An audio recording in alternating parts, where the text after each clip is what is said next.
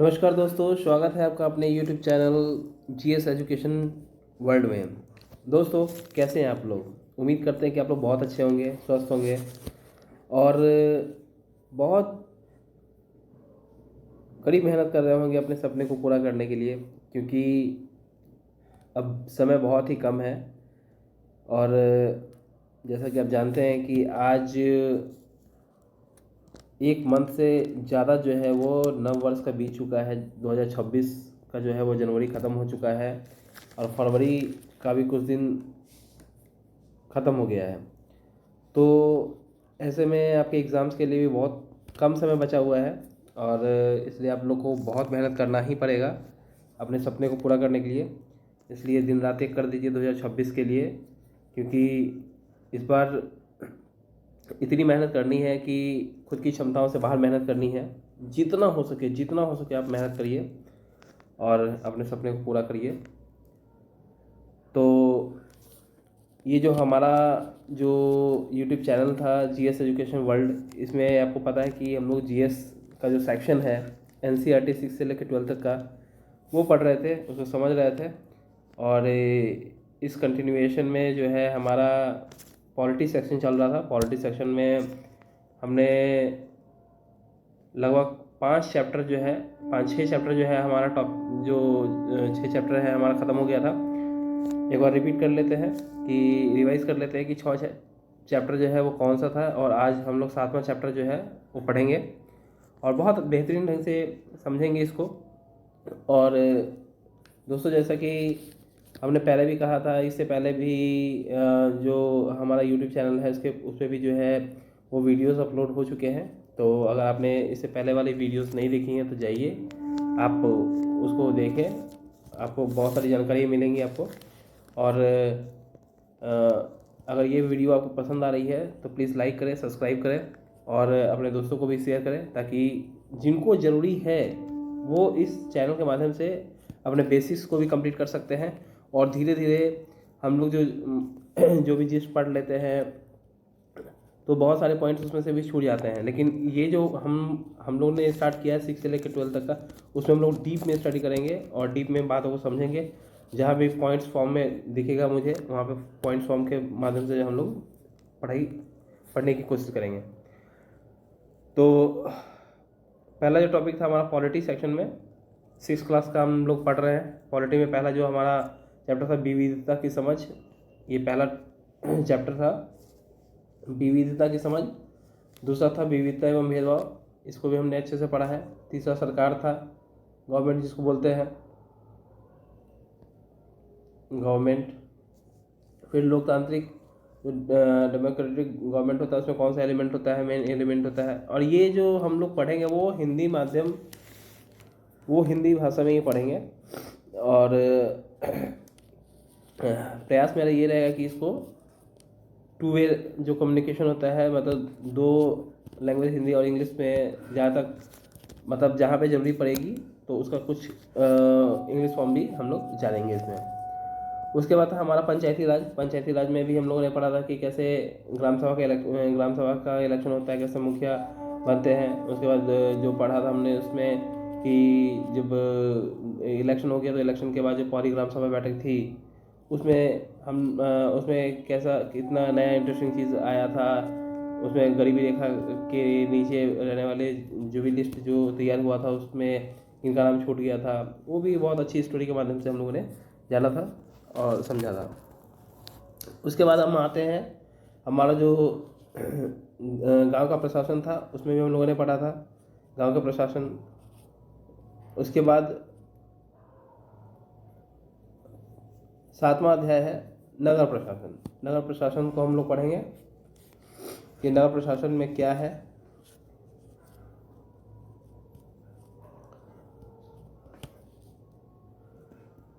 तो हम लोग स्टार्ट करते हैं।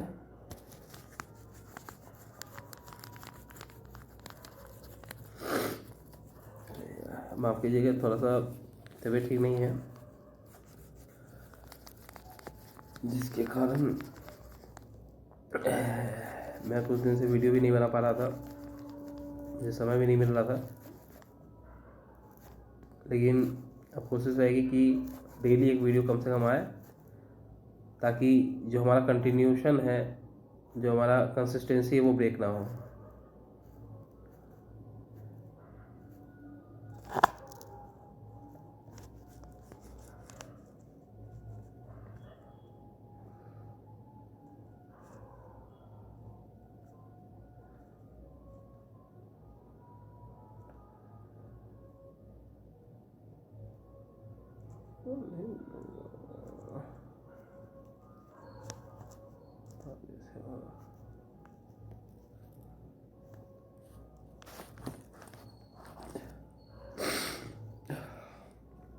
हमारा जो 7वां अध्याय है नगर प्रशासन।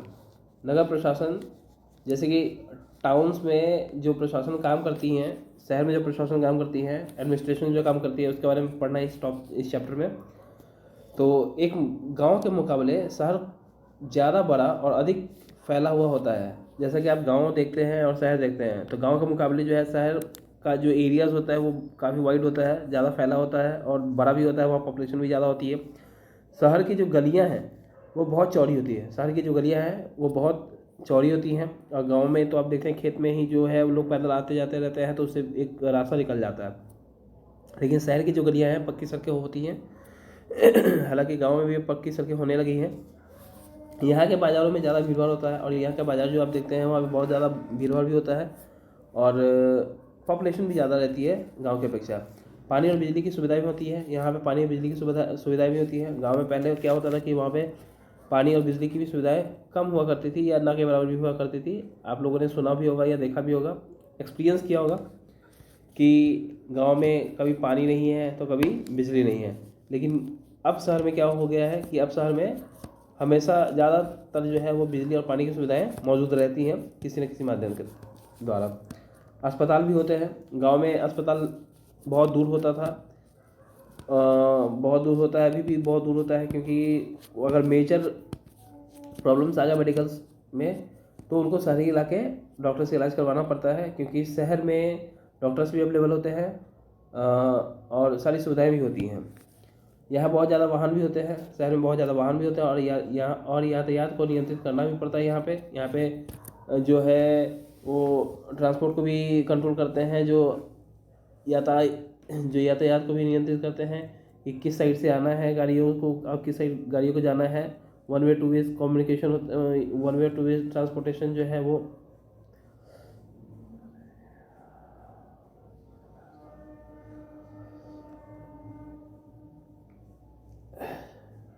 यातायात को भी नियंत्रित करना होता है। यहाँ पे आप देखते हो ट्रैफिक रूल्स भी बने रहते हैं यहाँ पे कि किस रास्ते से आना है, किस रास्ते से जाना है। क्या आपने कभी सोचा है कि यह सब इतने सुचारू रूप से कैसे चलता है? क्या आपने सोचा कि इतनी बड़ी पॉपुलेशन को एकदम इजी वे में कैसे कंट्रोल करके, मतलब कंट्रोल हो जाती हैं और किस ढंग से चलती हैं, और कौन सी संस्थाएं इसके लिए जिम्मेदार होती हैं, और कैसे निर्णय लेते हैं, और कैसे योजनाएं बनाती हैं, कैसे प्लानिंग हो रहती है इनका जैसे टाउन्स में कोई ट्रैफिक इशू ना हो, कोई पानी की समस्या ना हो, कोई हॉस्पिटल की समस्या ना हो, कोई लोगों को परेशानी ना हो। तो ऐसे इन लोगों की जो भी प्रॉब्लम्स को देखती हैं वो कौन सी संस्थाएं देखती हैं, कौन इसके लिए जिम्मेवार होता है, कौन इसकी सारी जिम्मेदारी लेती है, और ये कैसे डिसीजंस लेते हैं जिससे कि वो इजी वे में सारी चीज़ें एक्सेस करती हैं, सारी चीज़ें जो हैं वो बहुत स्मूथ वे में चलती हैं, और कैसी योजनाएं बनाई जाती हैं, कौन लोग होते हैं जो सारा ये काम करते हैं। आइए अब इसके उत्तर ढूंढने की कोशिश हम करते हैं कि ऐसा क्या है नगर प्रशासन में, जो कि नगर प्रशासन का ऐसा क्या रोल होता है कि जो इतने बड़ी चीज़ों को कंट्रोल करती हैं, स्मूथ वे में फंक्शनिंग होता है। ये सब इस टॉपिक में देखने को मिलेगा और सीखेंगे हम लोग। इतवार बहुत लोग आप लोगों में से जानते होंगे इतवार का मतलब क्या होता है, बहुत लोग नहीं भी जानते होंगे। तो इतवार का मतलब होता है संडे, जिसको हम लोग संडे बोलते हैं, रविवार बोलते हैं, उसी को हम लोग इतवार भी बोलते हैं। एनसीईआरटी का जो है बहुत ही सरल लैंग्वेज है इतवार, लेकिन फिर भी बहुत लोग कंफ्यूज हो जाते हैं इतवार में। इतवार का एक अलसियाई हुई धूप थी। इतवार जो संडे होता है उसमें आप महसूस किए होंगे कि बहुत ही बोरिंग सा जो है वो दोपहर रहता है उनका। कुछ काम करने का मन नहीं करता, सिर्फ मन करता है सिर्फ सोने हो और खेलने हो। जब माला और उसके साथी शंकर जहांगीर और रेहाना गली में क्रिकेट खेल रहे थे। इसमें चार लोग का नाम है, माला है, उसका साथी शंकर है, जहांगीर है और रेहाना है। गली में क्रिकेट खेल रहे थे। शंकर ने बड़ा अच्छा ओवर फेंका था। सब लोग फ्रेंड जो है वो 4 फ्रेंड थे जो कि गली में क्रिकेट खेल रहे थे, जिसमें से शंकर ने एक बहुत अच्छा ओवर फेंका था।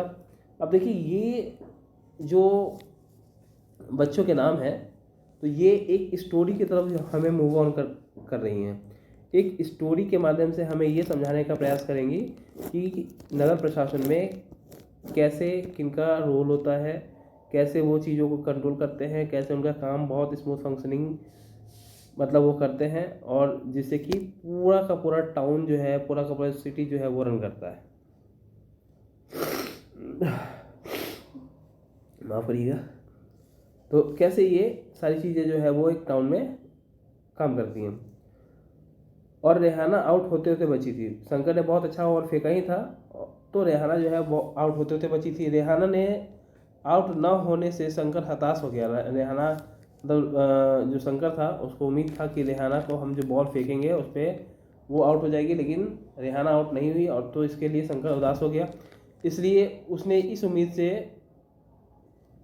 उम्मीद से कि वह कैच आउट हो जाएगी और एक शॉर्ट बॉल फेंक दी थी। उसको ऐसा लगा था शंकर को कि इसको कैच आउट करवा देंगे तो वो शॉर्ट बॉल फेंकेगी, तो शॉर्ट बॉल फेंक देंगे तो शॉर्ट बॉल पे वो मारेगी तो वो कैच आउट हो जाएगी, तो फिर हम मैच जीत सकते हैं।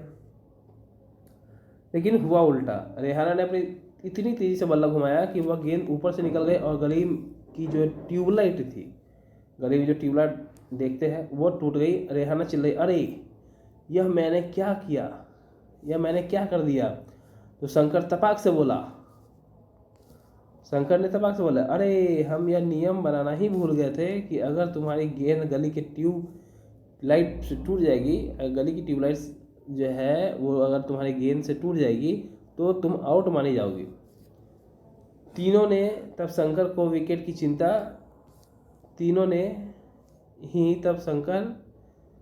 चिंता छोड़ने के लिए कहा, और क्योंकि जो हुआ था वो उस बारे में ज़्यादा चिंतित थी और परेशान हो रहे थे। अब जो 4 दोस्त थे, 4 दोस्त में जो है वो रेहाना ने ऐसा शॉट बॉल पे जो मतलब बॉल को शॉट किया, तो वो बॉल जो है वो जो गली की जो ट्यूबलाइट थी उस पर जाके लगी और वो ट्यूबलाइट टूट गया। तो शंकर ने बहुत ही जो है एक्साइटमेंट में बोला कि अरे हम लोग ये भूल गए थे कि वो बॉल जो है अगर तुम शॉट खेलती हो और तुम्हारे शॉट से जो है अगर वो ट्यूबलाइट टूटता है या ट्यूबलाइट पर लगता है तो तुम आउट मानी जाओगी और उसके बाद तुम आउट डिक्लेयर हो जाओगी। तब उस पर जो और शंकर के अलावा और जो 3 जो फ्रेंड थे उन्होंने बोला कि इस आउट की बात को छोड़ो और ये ट्यूबलाइट टूट गया इसके बाद क्या होगा इसके बारे में चिंता करो। आपने देखा होगा या आपने भी एक्सपीरियंस किया होगा कि जब बचपन में हम लोग क्रिकेट खेलते थे तो बहुत सारे अपने अपने नियम बना देते थे कि इस पर एक टप्पा लगेगा तो एक टप्पा के बाद कैच हो जाएगा तो 1 ड्रॉप कैच माने जाए, अगर 1 ड्रॉप कैच होता है तो तुम आउट माने जाओगे, या बॉल उड़ के जाती है इस एरिया के बाहर जाती है तो तुम आउट माने जाओगे, और उसके बाद जो है या डायरेक्ट जो है वो बाउंड्री के बाहर चली जाती है तो तुम आउट माने जाओगे। तो हम लोग अपने अपने ढंग से जो है वो नियम बना देते थे कि इस बाउंड्री के बाहर चली गई या 6 तुम मारोगे तो आउट हो जाओगे, या किसी चीज़ पे अगर लग गई तो तुम आउट माने जाओगे, या गेंद बाउंड्री से बाहर चली गई या गायब हो गई तो तुम आउट माने जाओगे। तो ये हम लोग जो है अपने फ्रेंड्स के साथ जो है वो नए नए नियम बनाते थे और बहुत मज़ा आता था उस समय। तो बढ़ते हैं आगे। पिछले हफ्ते उसने निर्मल मौसी की खिड़की टूट गई थी। पिछले हफ्ते ही जो है वो उनसे जो है निर्मल मौसी की खिड़की टूट गई थी। उस चीज़ के बदले उन्हें सबने अपने अपने जेब से पैसे देने पड़े थे। जो 4 फ्रेंड थे उन्होंने सबने अपने अपने जेब से निर्मल मौसी की जो खिड़कियाँ टूट गई थी उसके बदले जो है उनको पैसे देने पड़े थे। तो अब क्या, अब ये ट्यूबलाइट के पैसा हमको कहाँ पे देना पड़ेगा, ऐसा ही चिंता इन लोगों को होगा। अब दोबारा जेब से पैसे देने पड़ेंगे इसकी चिंता हो गई थी। और ये पैसे किसे देने होंगे, किसको देना होगा पैसा, जो ट्यूबलाइट टूटा है वो हमको किसको देना पड़ेगा। गली की ट्यूबलाइट बदलता कौन है, कौन बदलता, कौन आगे बदलता है गली की ट्यूबलाइट। अब ये चिंताएं जो है इनको खाई जा रही थी। अब ये बहुत ही स्टोरी जो है बहुत ही अच्छा जो है फ्लो पकड़ रहा है। अब हम लोग स्टोरी के माध्यम से समझेंगे कि नगर प्रशासन की क्या भूमिका होती है। तो माला का घर सबसे पास था।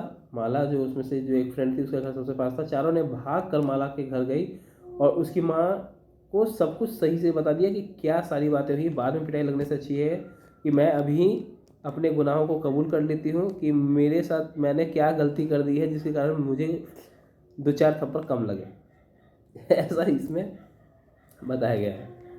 अब देखते हैं, बहुत इंटरेस्टिंग स्टोरी है।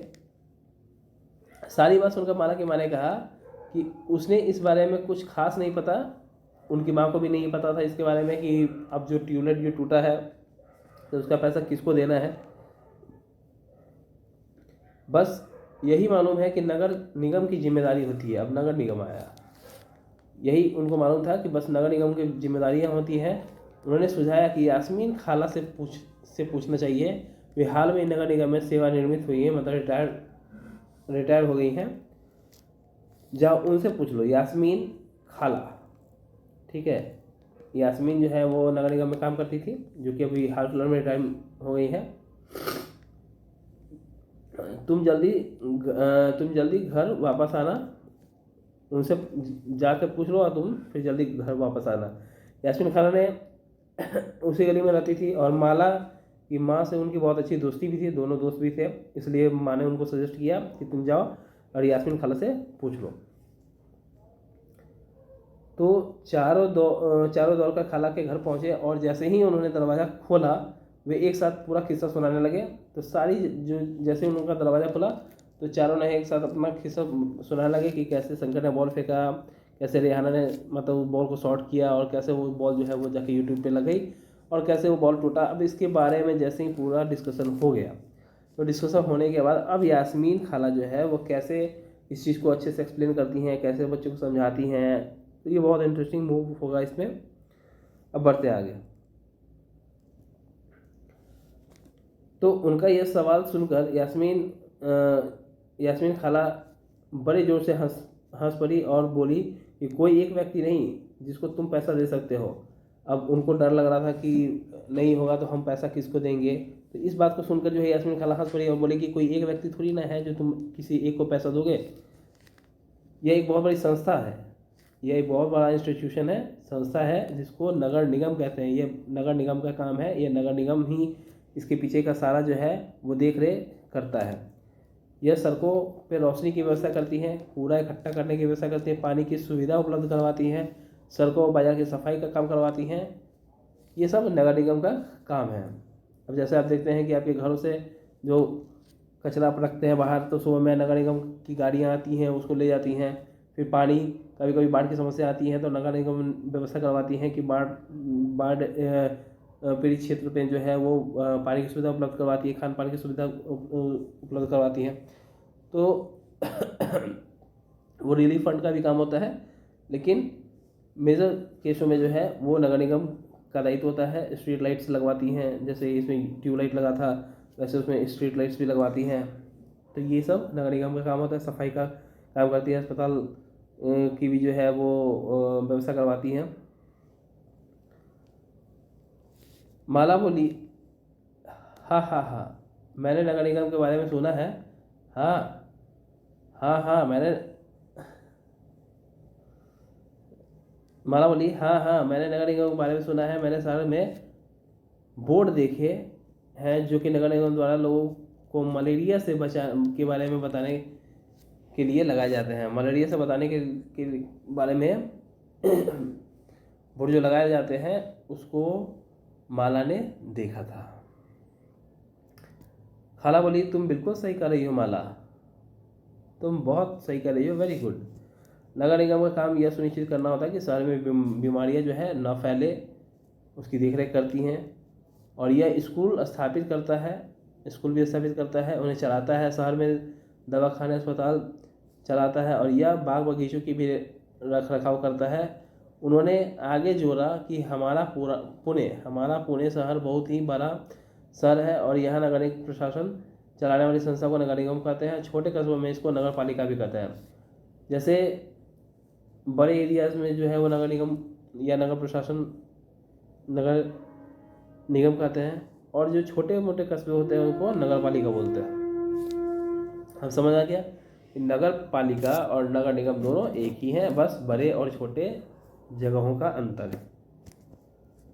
ठीक है। अब नगर पार्षद एवं प्रशासनिक कर्मचारी। अब नगर पार्षद क्या होता है, निगम पार्षद क्या होता है और प्रशासनिक कर्मचारी क्या होते हैं। तो यास्मीन खाला, मुझे बहुत उत्सुकता हो रही है, यह फैसला लेता कौन है, कौन फैसला लेता है कि कहाँ पे हॉस्पिटल बनेगा, कहाँ पे से कचरा साफ होगा, कहाँ पे पानी की गाड़ियाँ लगेंगी, कहाँ पे पार्क बनेगा, ये सब कौन फैसला लेता है, और पार्क कहाँ बनाए जाएंगे, ये सब कौन फैसला लेता है। जब आप नगर निगम में काम करती थी तो ऐसे मजेदार निर्णय भी लेने पड़ते होंगे, रेहाना ने पूछा। तो रेहाना को ऐसा लग रहा था कि जो यास्मीन खाला है उनका डिसीजन, उन्हीं के डिसीजन से जो है ये सब चीज़ें जो है होती होंगी, या उनको भी डिसीजन लेने पड़ रहे होंगे, ऐसा उसको लग रहा था रेहाना को। खाला ने जवाब दिया, नहीं रेहाना, खाला ने जवाब दिया, नहीं रेहाना, मैं तो निगम में लेखा विभाग अकाउंटेंट थी, बस लोगों की मासिक तनख्वाह की पर्चियाँ बनाती थी। क्योंकि शहर का आकार बहुत बड़ा होता है, इसलिए नगर निगम में कई निर्णय लेने होते हैं, और इसी तरह शहर को साफ रखने के लिए बहुत काम करना पड़ता है। ज़्यादातर निगम पार्षद ही निर्णय लेते हैं। जो निगम पार्षद होते हैं, जो उसके हेड होते हैं, वही निर्णय लेते हैं कि अस्पताल और पार्क कहाँ बनाए जाने चाहिए, ये उनका निर्णय होता है। लेकिन उनका भी निर्णय जो है वो सम्मिलित रूप से होता है। सब लोग अपना अपना ओपिनियन देते हैं, सब लोग अपना अपना राय विचार देते हैं कि इसको बनाने से क्या फ़ायदा होने वाला है, इसको बनाने से क्या नुकसान होने वाला है। शहर को अलग अलग वार्डों में बांटा जाता है और हर वार्ड में एक पार्षद चुना जाता है, जिसको हम लोग वार्ड पार्षद भी बोलते हैं। वार्ड पार्षद का भी इलेक्शन जो है 5 ईयर्स का होता है। नगर निगम के कुछ ऐसे भी निर्णय होते हैं जो कि सारे शहर को प्रभावित करता है। ऑब्वियसली कि कुछ ऐसे डिसीजन होंगे जो कि पूरे शहर को जो है प्रभावित करेगा, इफेक्ट करेगा। ऐसे जटिल निर्णय पार्षद के समूह द्वारा लिए जाते हैं और कुछ पार्षद मिलकर समितियां बनाते हैं, विभिन्न मुद्दों पर विचार विमर्श करके निर्णय लेती है। उदाहरण स्वरूप, एक बस स्टैंड को बेहतर बनाना है या किसी भीड़ भाड़ वाले बाजार पर कचरा ज़्यादा से ज़्यादा नियमित रूप से सफाई करना है। फिर शहर के मुख्य नालों की सफाई होनी है। पार्षदों की समितियां ही पानी कचरा जमा करने और सड़कों पर रोशनी आदि की व्यवस्था करती हैं। जो जैसे गांव में मुखिया होते हैं, वैसे ही शहर में भी छोटे छोटे जो इलाके जो है वो छोटे छोटे टुकड़ों में बटे हुए रहते हैं, जिसको हम लोग मतलब वार्ड बोलते हैं। और उसका जो उसका जो जैसे मुखिया गांव में होता है, उसी तो यहाँ पे वार्ड पार्षद कहलाते हैं।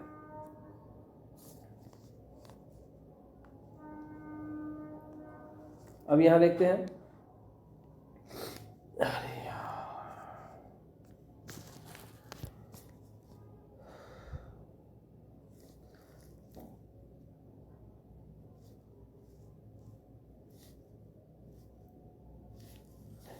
पंचायत के चुने हुए सदस्य को क्या कहते हैं। तो पंचायत के चुने हुए सदस्य को पंच कहते हैं, वार्ड सदस्य बोलते हैं। शहर विभिन्न देश में बटा हुआ है, तो शहर जो विभिन्न वार्डों में बटा हुआ है। ये पंच हो गया, ये वार्डों में बटा हुआ है। और वार्ड में बटा हुआ है। वहाँ का जैसे मुखिया होता है ग्राम सभा, जैसे पंचायत में मुखिया होता है, उसी तरह वार्डों में जो है वो वार्ड पार्षद होते हैं। नगर निगम में चुने हुए सदस्य को क्या कहते थे, पार्षद कहते हैं। नगर निगम में चुने हुए सदस्य को पार्षद बोलते हैं। इसको काउंसलर भी बोलते हैं, काउंसिलर भी बोलते हैं।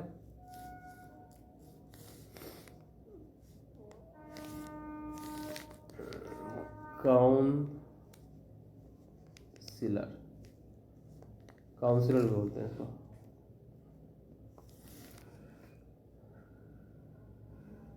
पार्षद के समूह उन मुद्दों पर काम करते हैं जो कि डैश को प्रभावित करते हैं। तो जो पार्षदों का जो समूह है वो शहर को या पूरे क्षेत्र को प्रभावित करती हैं।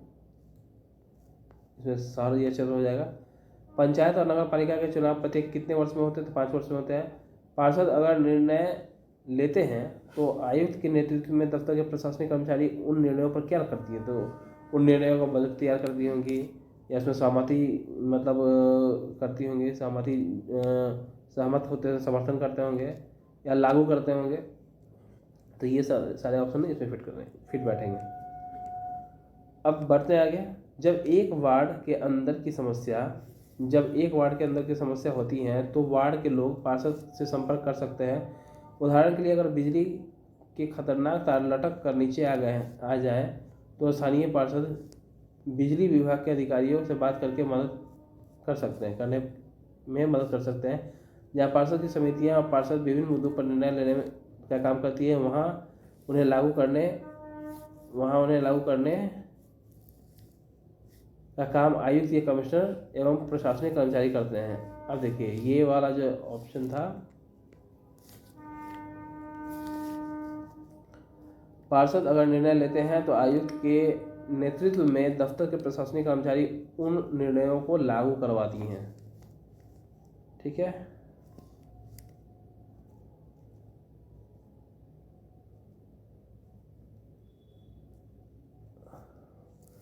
अब प्रशासनिक कर्मचारी करते हैं, आयुक्त और प्रशासनिक कर्मचारी जो हैं उनकी नियुक्ति कौन करता है? तो सरकार करती है। आयुक्त और प्रशासनिक कर्मचारी की नियुक्ति सरकार द्वारा की जाती है, और जबकि पार्षद जो है वो निर्वाचित होते हैं। जैसे कि हमने ग्राम सभा में देखा था कि जैसे मुखिया होता था, मुखिया का जो वो क्या होता है, निर्वाचित होते हैं, चुने जाते हैं, वो गांव के लोगों द्वारा चुने जाते हैं। तो यहाँ जो है वार्ड पार्षद जो होते हैं वो लोगों द्वारा चुने जाते हैं, मतलब जनप्रतिनिधि होता है वो। तो नगर निगम में ये निर्णय कैसे लिए जाते हैं? रेहाना ने पूछा। वह कभी सोचना बंद ही नहीं करती है रेहाना, बड़ी बदमाश हो गई है रेहाना, कभी सोचना बंद नहीं करती। मतलब क्यूरियोसिटी कितनी है, जिज्ञासा कितनी है हर चीज़ को जानने की। बहुत अच्छी बात है, आप में भी जिज्ञासा होनी चाहिए चीज़ों को जानने का, समझने का। अगर जब तक आप जानेंगे, जब आपके अंदर क्यूरियोसिटी बढ़ेगी या जब तक जिंदा रहेगी, तब तक आप बहुत कुछ सीखेंगे। इसलिए सीखने पे जोर देना है और अपने अंदर जिज्ञासा बनाए रखनी है। बच्चों के सवालों से खुश होते ही यास्मीन खाला ने जवाब दिया, सारे वार्डों के पार्षद मिलते हैं, जबकि सम्मिलित राय से एक बजट बनाया जाता है और उसी बजट के अनुसार पैसा खर्च किया जाता है। पार्षद यह प्रयास करते हैं कि उनके वार्ड में विशिष्ट जरूरतें पार्षद के सामने रखी जा सके और फिर ये निर्णय प्रशासनिक कर्मचारियों द्वारा क्रियान्वित किए जाते हैं। खाला बड़ी खुश थी क्योंकि किसी व्यक्ति ने आज तक उससे ऐसा सवाल नहीं पूछा होगा जितना बच्चे पूछ रहे हैं उनसे। जब टाउन का जो डेवलपमेंट आता है या वार्ड का डेवलपमेंट आता है, तो जो पार्षद हैं वो बैठते हैं आपस में कर्मचारियों के पास या कमिश्नर के समक्ष बैठते हैं। ये सब आपस में जो है अपना राय विचार जो भी देना है, जो इशूज़ हैं अपने अपने वार्डों के, वो समक्ष रखते हैं। एक बजट तैयार करते हैं कि हाँ इतना बजट में ये काम हो जाएगा। जैसे कि किसी वार्ड में जो है वो बिजली की समस्या है या पानी की समस्या है, तो ये सारे जो है वार्ड पार्षद जो है एक साथ बैठेंगे और वहाँ पे ये बात का डिस्कशन होगा कि हमारे वार्ड में जो है वो इलेक्ट्रिसिटी का अभाव है, या इलेक्ट्रिसिटी की पूर्ति नहीं हो रही है, जल का अभाव है, जल की क्षतिपूर्ति नहीं हो रही है, जल को पूरा नहीं किया जा पा रहा है। तो एक बजट तैयार होता है कि हाँ इतना करोड़ रुपये में आपका ये काम हो जाएगा, इतना मतलब आ जाएगा। तो ये सब जो है वो मिलके चीज़ें बताते हैं, बजट तैयार करते हैं और ये जो है जो कमिश्नर होते हैं इसको इम्प्लीमेंट करते हैं। तो खाला बहुत खुश थी, यास्मीन खाला बहुत खुश थी क्योंकि किसी भी बड़े व्यक्ति ने तो आज तक उनके काम के बारे में पूछा ही नहीं। बच्चों के सवाल ने उन्हें अपने अनुभव बांटने का एक मौका दिया है। शंकर ने बड़ी उत्सुकता से पूछा कि अपना शहर तो इतना बड़ा है, इसकी देखभाल के लिए बहुत लोगों की ज़रूरत पड़ती होगी। खाला ने तब तो नगर निगम के ढेर सारे लोग काम करते होंगे, तब वह अब तक क्रिकेट के मैच और अपने अधूरे ओवर की बातें तो भूल ही चुका था। अब तो उसको इंटरेस्ट आ गया था कि नगर निगम में कि इतना बड़ा हमारा शहर है, इसको कैसे पूरा करता होगा, कैसे मतलब कौन इसकी जिम्मेदारी उठाता होगा, कहाँ पे स्कूल बनेंगे, कहाँ पे कॉलेज बनेंगे, या कहाँ पे अस्पतालें बनेंगी, कहाँ पे पानी सप्लाई किए जाएंगे, इसकी कौन मतलब कौन जो है इस चीज़ को का ब्यौरा उठाता होगा और कौन डाटा तैयार करता होगा।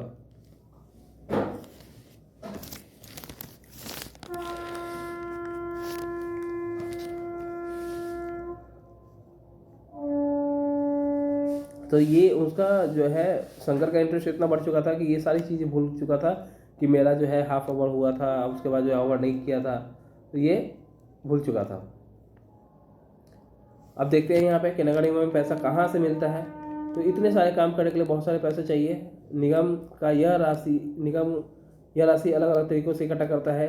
इस राशि का सबसे बड़ा भाग जो है लोगों द्वारा कर टैक्स से आता है।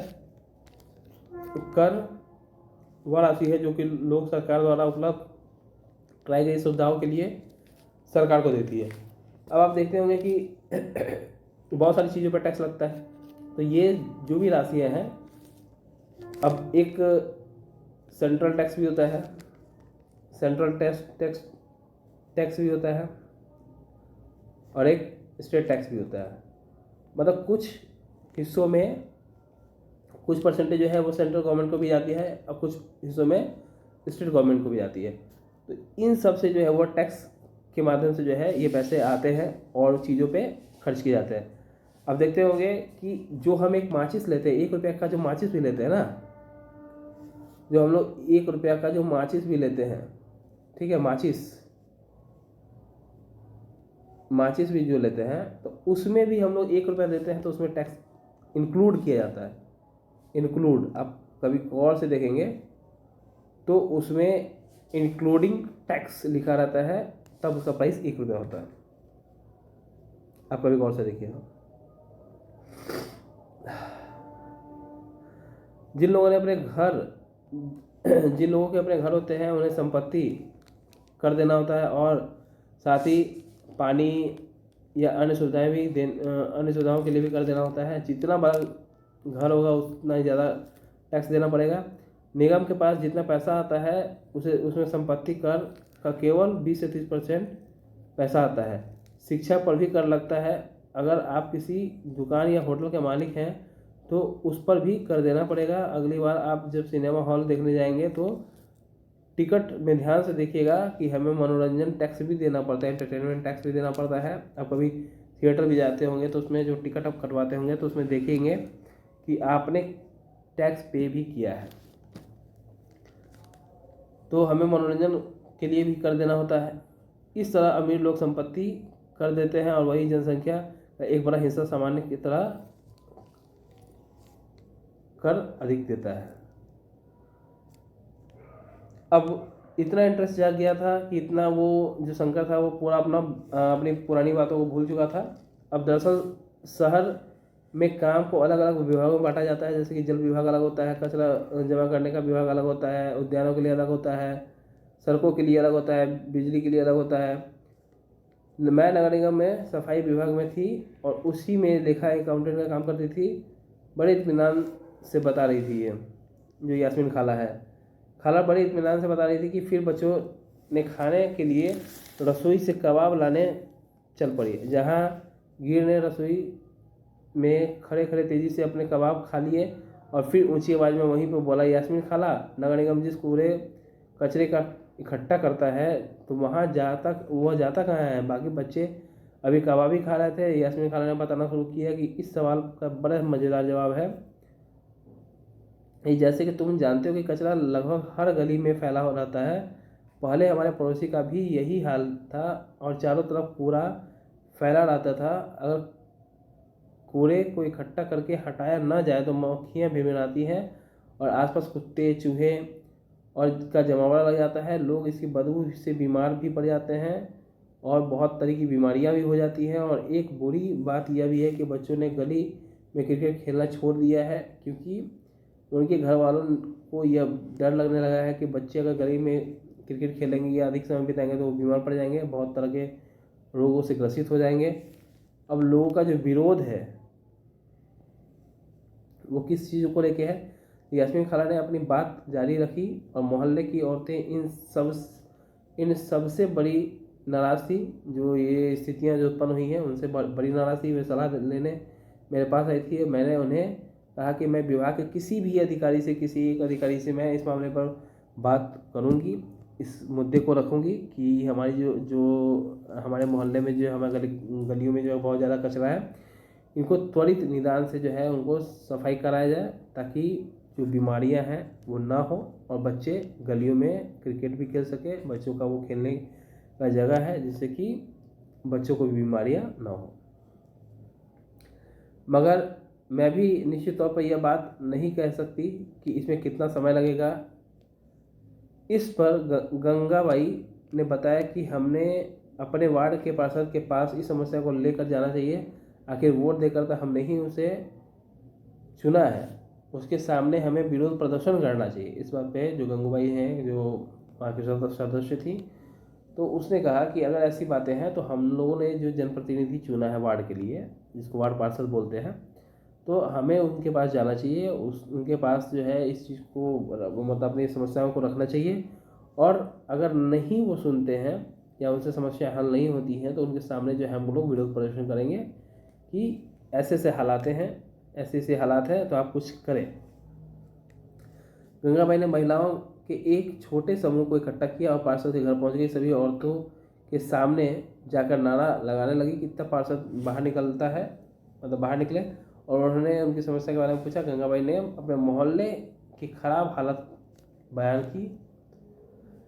पार्षद ने उन महिलाओं से वादा किया कि वे अगले दिन उनके साथ आयुक्त से मिलने जाएंगे, और साथ ही उन्होंने गंगाबाई को मोहल्ले के सारे सदस्यों से एक अर्जी पर दस्तखत करवाने के लिए कहा। अर्जी यह थी कि उनके मोहल्ले से कचरा उठाने की नियमित व्यवस्था की जाए।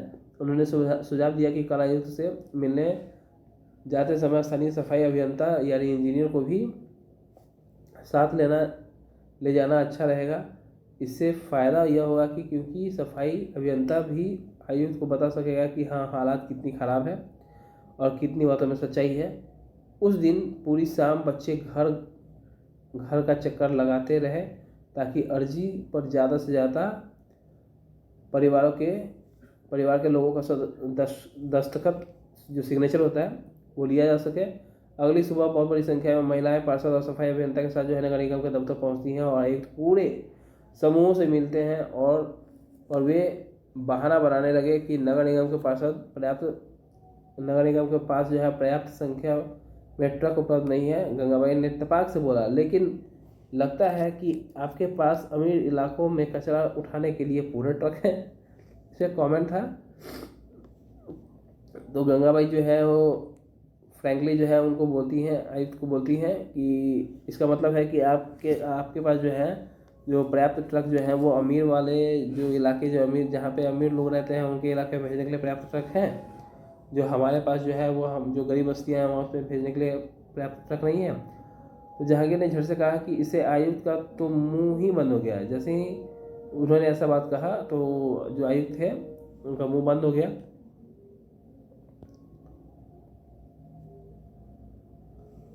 और नहीं तो क्या, उसने फ़ौरन इंतजाम करने के लिए कहा। और यास्मीन खान ने बताया कि गंगाबाई ने आयुक्त को चेतावनी दी कि अगर 2 दिन के अंदर में काम नहीं हुआ तो नगर निगम के सामने वो बहुत बड़ी संख्या में महिलाएं धरने पर बैठ जाएंगी। तो क्या गलियों की सफाई हो गई? तो रेहाना ने झट से पूछा, जो कभी चीज़ों का अधूरा नहीं छोड़ती थी। ऐसी क्यूरियोसिटी रहती थी उसको कि जो चीज़ों को मतलब बीच में छोड़ती ही नहीं थी। उसकी क्यूरियोसिटी इतनी ज़्यादा थी कि वो अगर चीज़ें कहीं से ख़त्म हो जाती थी तो उसके बाद वो स्टार्ट कर देती थी, और ये जानने के लिए रहती थी कि इसका अंत क्या हुआ। तो 2 दिन तक कुछ भी नहीं हुआ। वो तो जब एक बहुत बड़े समूह में विरोध प्रदर्शन किया, जोरदार नारे लगाया, तब जाकर जो बात बनी और अब मोहल्ले की सफाई नियमित रूप से होने लगी। यह तो बिल्कुल बम्बईया सिनेमा की तरह सुखद अंत हुआ, माला ने कहा। माला ने ऐसा कॉम्प्लीमेंट किया कि अब तो यह बिल्कुल बम्बईया सिनेमा की तरह जो है सुखद अंत हुआ, मतलब हैप्पी एंडिंग हो गई कि वह अपने आप को नेतृत्व करने वाले गंगाबाई की भूमिका में देखने का सपना देख रही थी कि अच्छा, यही तो मेरा रोल है कि मैं गंगाबाई की तरह जो है वो लीडर बनूंगी ताकि लोगों को को जो है उनके वार्डों में जो समस्याएं होती है उस समस्याओं का सामना ना करना पड़े, और चीज़ों को रिप्रेजेंट करती रहो, रिप्रेजेंट या उसको लीडरशिप में रहो। सभी बच्चों को गंगा बाई की कहानी सुनकर बहुत मज़ा आया। उन्होंने इसका आभास तो था ही कि मोहल्ले में गंगा बाई की खासी इज्जत थी और लोग उन्हें बहुत मानते थे, मगर उसका कारण उन्हें अब समझ में आया था कि लोग उनको क्यों इतना मान देते हैं और इज्जत देते हैं।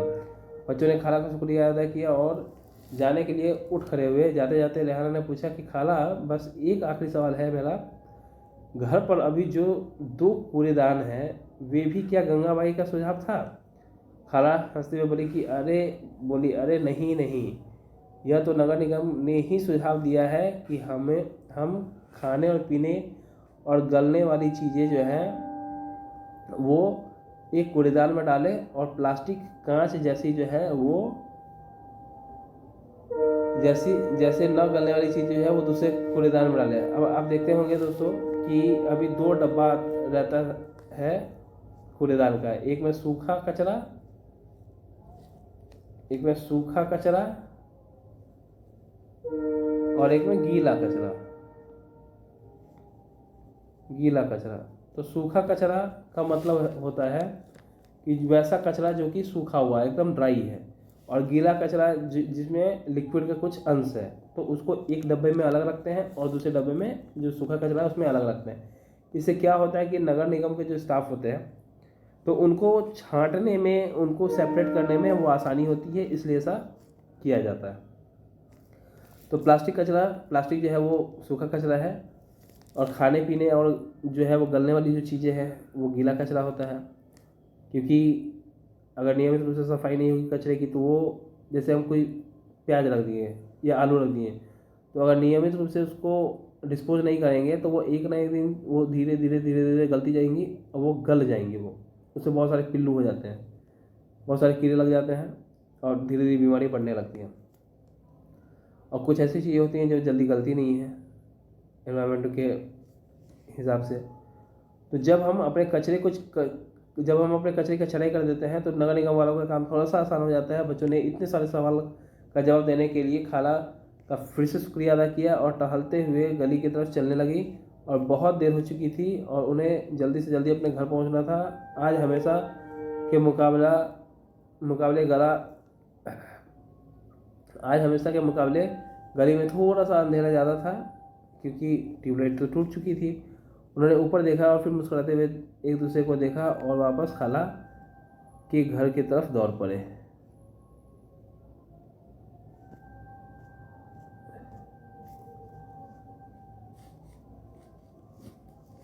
इसमें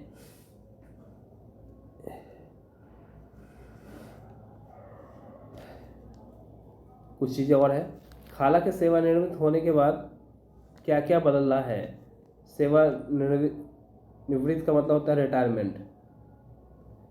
रिटायरमेंट के बाद क्या क्या बदला है। तो यास्मीन खाला ने बच्चों को जो नहीं बताया वह यह है कि हाल के समय में पैसा बचाने के लिए नगर निगम ने कचरा उठाने और उसे ठिकाने लगाने के लिए निजी ठेकेदार रख लिए। इसको निजीकरण कहते हैं, प्राइवेटाइजेशन कहते हैं। इसका मतलब यह है कि जो काम पहले कर्मचारी करते थे वे अब निजी कंपनियां करती हैं। सही बात है। निजी ठेकेदार जिन मजदूरों को कचरा जमा करने या उठाने के लिए काम पर लगाते हैं वे बहुत कम पैसा देते हैं। उन्हें मजदूरों की नौकरी अस्थायी होती है। वो परमानेंट स्टाफ नहीं होते हैं, वो टेम्पररी बेसिस पे होते हैं। कचरा उठाने का काम काफ़ी खतरनाक होता है। अक्सर उनके पास अपनी सुरक्षा के साधन भी नहीं होते हैं, और अगर काम करते हुए वे घायल हो जाएं तो उनकी देखभाल करने वाला भी कोई नहीं होता है। ये बातें जो हैं वो चीज़ें जो है यास्मीन खाला ने बच्चों को नहीं बताई हैं। अब एक और नोट है यहाँ पे, इसको पढ़ लेते हैं कि 1994 में सूरत शहर में भयंकर प्लेग महामारी, जो कि गंदे वाले जगहों पे फैलती है जहाँ पे साफ सफाई नहीं रहता है, उसके कारण फैलती है। सूरत कहाँ है? गुजरात में। गुजरात जो कि हमारा पश्चिमी भाग है भारत का। ये वाले पार्ट में गुजरात में।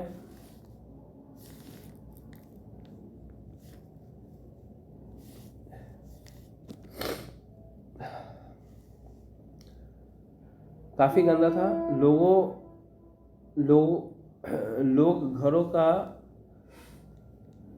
घरों का और होटल का भी कूड़ा कचरा पास के नाली में ही फेंक दिया करते थे, सड़क पर ही फेंक देते थे। इससे सफाई कर्मचारी को कूड़ा कचरा उठाने और उन्हें ठिकाना लगाने में काफ़ी मुश्किल होती थी। और ऊपर से नगर निगम अपना काम भी नियमित रूप से नहीं कर रही थी, जिससे स्थिति और बद से बदतर होती चली गई। प्लेग हवा के जरिए फैलता है। जैसे ही बीमारियाँ होंगी तो बीमारियाँ क्या होती है, बीमारियाँ जैसे रहेंगी तो हवा अगर चलेंगी तो हवा के माध्यम से जो है वायुमंडल में जो है वो बीमारी जो है फैलेंगी।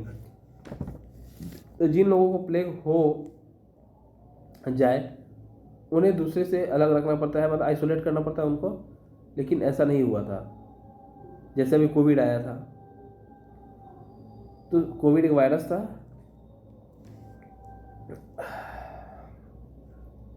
तो सूरत में उस साल बहुत लोगों ने अपनी जान गंवाई थी। करीब 3 लाख से अधिक लोग जो है वो शहर को छोड़ना पड़ा था। प्लेग के डर से जो है यह अनिवार्य कर दिया गया था कि नगर निगम मुस्तैदी से काम करेगी और सारे शहर की अच्छी तरह से सफाई करेगी।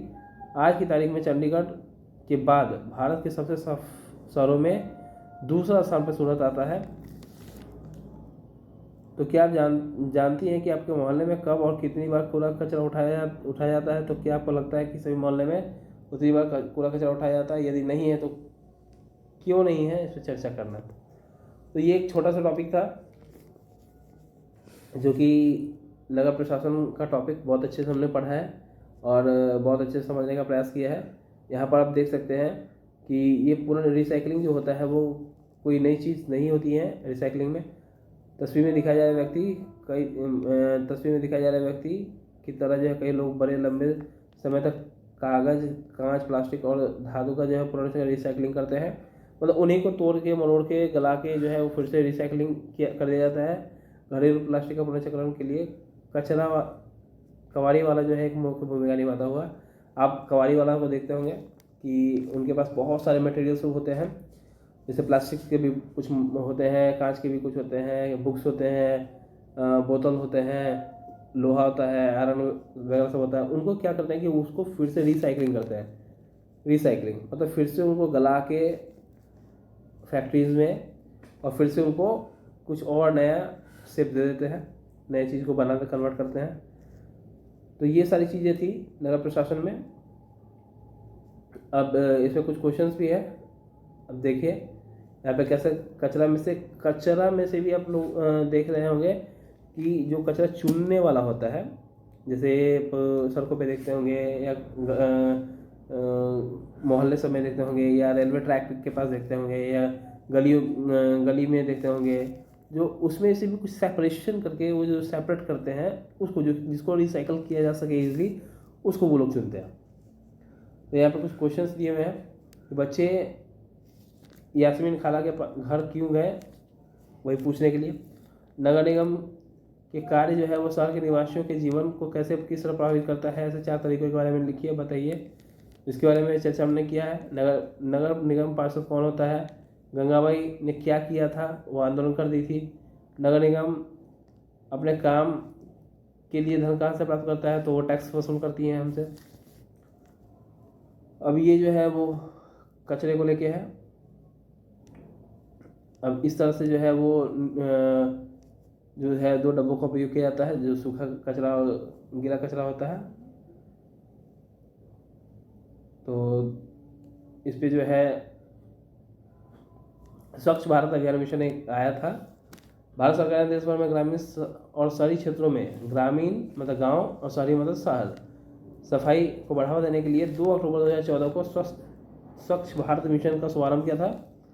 जो हमारे माननीय श्री नरेंद्र मोदी जी हैं, उन्होंने इस कार्यक्रम को लॉन्च किया था। और स्वच्छ भारत स्वच्छ विद्यालय अभियान के तहत जो है वह विद्यार्थियों के बीच जो है स्वच्छता, साफ सफाई के बारे में जागरूकता पैदा करने के लिए स्कूलों के कई गतिविधियाँ भी चलाई गई, जिसमें लोग अवेयर हो सके कि सफाई रखनी चाहिए अपने आसपास में। आपके इलाके में नगर पालिका, पंचायत द्वारा चलाए जा रहे हैं स्वच्छ भारत मिशन या अभियान के तरीकों को देखें और एक पोस्टर तैयार करें। ये मतलब होमवर्क है प्रैक्टिकल। तो दोस्तों ये हमारा एक चैप्टर था नगर प्रशासन, जिसके बारे में हमने बहुत ही सरल भाषा में समझने का प्रयास किया और उम्मीद है कि आप लोग को भी पसंद आया होगा। तो अगर आपको वीडियो पसंद आई तो प्लीज़ इसे लाइक करें, सब्सक्राइब करें और शेयर भी करें अपने दोस्तों को। तो मिलते हैं हमारे नेक्स्ट वीडियो में, जो कि हमारा नेक्स्ट टॉपिक जो है आजीविका। आजीविका से हम लोग फिर स्टार्ट करेंगे ग्रामीण क्षेत्र में आजीविका का क्या इम्पोर्टेंट रोल होता है और कैसे जो है लोग जो है अपने भरण पोषण के लिए जो है वो आजीविका का कौन सा स्रोत का या कौन सा तरीका अपनाते हैं, उसके बारे में हम लोग चर्चा करेंगे। तब तक के लिए गुड नाइट, जय हिंद।